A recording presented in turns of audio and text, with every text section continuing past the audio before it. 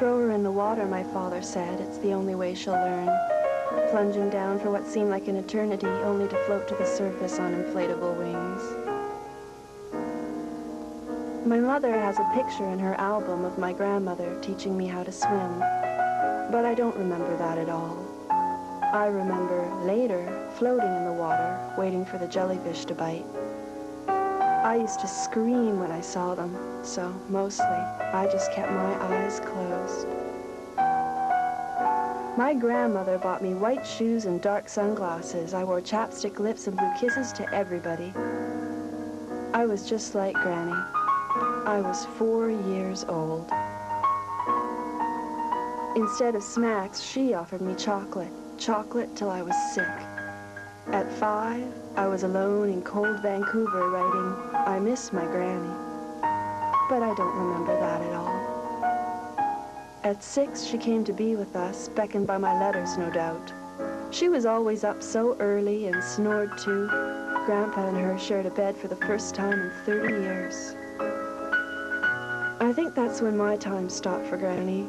The measurement now, all how far from that time I'd strayed, how far from that lonely little girl.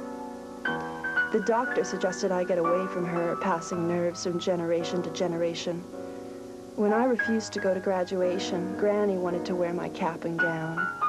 She used to call me every day to tell me what the weather was like. Then she called me less to tell me to come by more. She hated all my friends and loved everything I ever made. I wrote a poem for her. My mother and I discussed her to no end, trying to explain things.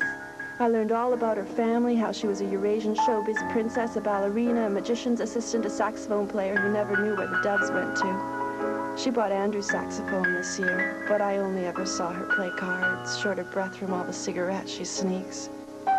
You know, as long as I've known her, she's never done anything except worry and love me, drink too much, abuse people, walk the dog, laugh a lot, curse in Austrian, attempt to bake bread, buy pajamas for Grandpa, cross me when I went on a trip and asked, what do you want out of my young life?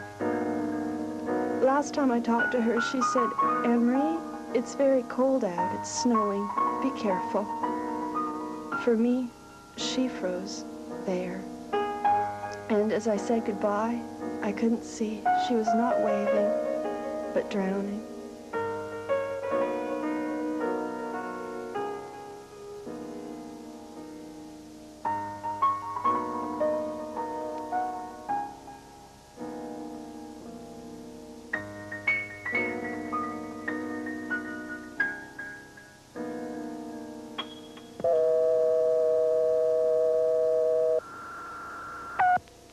Hello, Anna Marie, this is Rosita.